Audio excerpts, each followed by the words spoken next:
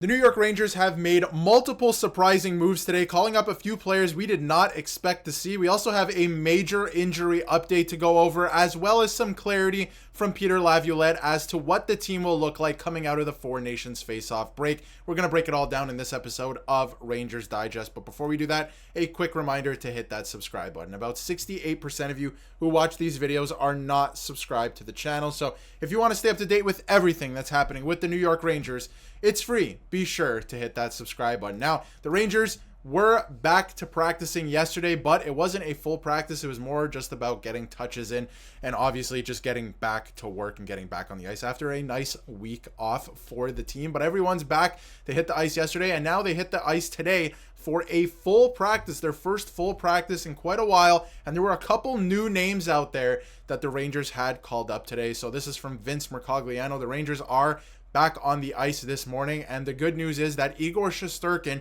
which is somebody we will also touch on later in this video because there's an interesting update revolving around him as well, is out there with the team. They also brought a few guys from Hartford. Brett Berard, familiar face. Brennan Othman is back with the Rangers. Is it going to last? We'll get to that in a second. Jake Lecision as well, and Matthew Robertson on the back end to help fill out the practice. Now, the last part is the most interesting part of it. Will most of these guys, stick with the team? Probably not. I do foresee probably all of them going back to start, but I do think Othman has earned a shot to be, be given a look here in the second half of the season. I say the second half, we're more than halfway through the season, but after the Four Nations face-off here, and I think that he will stick with the team. But it's true, they needed extra bodies. Vakanainen's not back with the team yet.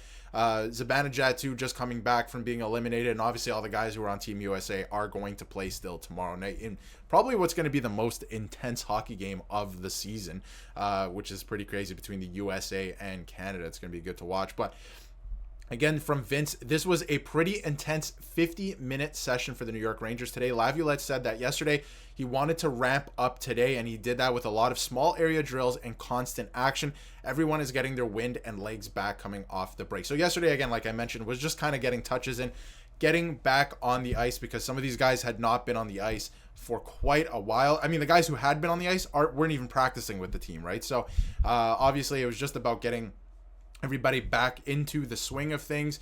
And, like Laviolette said too, he wanted to, ramp up the intensity today, and he did that. There was a lot, there's some articles, not articles, but some tweets and reports as well from Colin Stevenson, who, was reporting that there was a lot of board battles today. A lot of the guys were going really hard. The intensity was ramped up.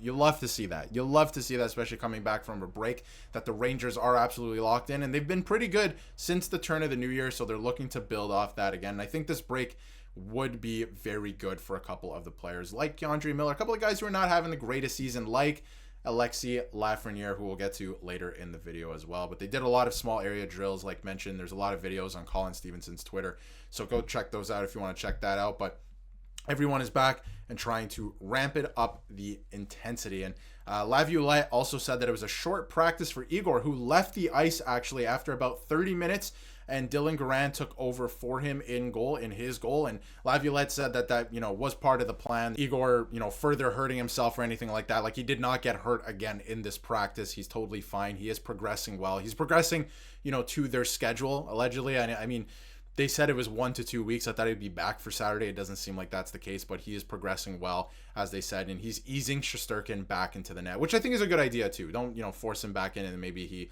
re-aggravates the injury. We're seeing a lot of that around the NHL this year, so I think easing him back in is a good idea, especially with the opponents you have coming up. I mean, you're playing the Buffalo Sabres on Saturday, the Pittsburgh Penguins on Sunday. You should beat both of those teams, and a lot of you thought that was crazy to say in my last video, but no, the Rangers, they should, on paper, beat both of these teams. Will they? That is, remains to be seen, but they should beat both of these teams. And now, in terms of the call-ups, Hartford makes a series of ECHL call-ups to fill out its lineup for tonight's game in Springfield, because obviously they called up the Rangers. This is Berard, Othman, Lecision, and Robertson from the AHL squad.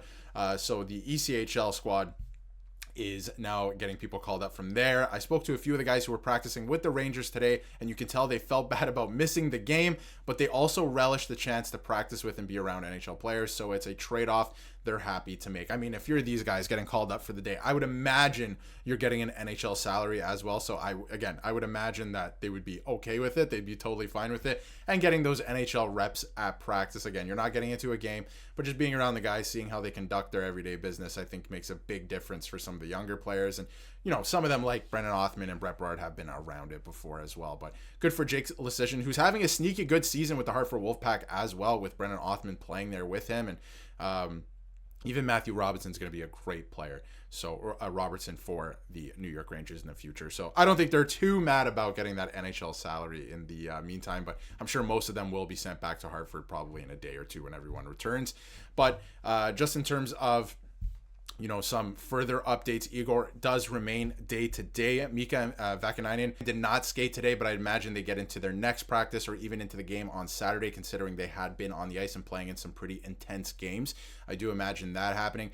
Mika at the third-line center spot against the Columbus Blue Jackets in their most recent game was to just get balance on the lines. He does not foresee that continuing. Peter Laviolette actually didn't really comment too straightforward on that. He wasn't very direct, but you would imagine that Mika's going to go back to top line right wing, where he's been good as of late. He has been playing better, so I would imagine that he's going to go back to that spot. But those are basically a couple updates. And in terms of everything that's happening at the Four Nations face-off, in terms of updates there, obviously Mika's been sent back. They got eliminated. Team Sweden, that is. Obviously, Team Finland got eliminated as well. So Urho Vaakanainen is back with the team. Team USA playing Team Canada tomorrow night in the final. So clearly, you know, JT Miller, Vincent Trocheck, a couple of those guys have not returned to the team yet. Chris Kreider as well, Adam Fox have not returned to the team yet. They probably will join the team and play on Saturday with the Rangers. And in terms of all the fighting that's been going on, and sounds like there's probably going to be a few more fireworks tomorrow evening.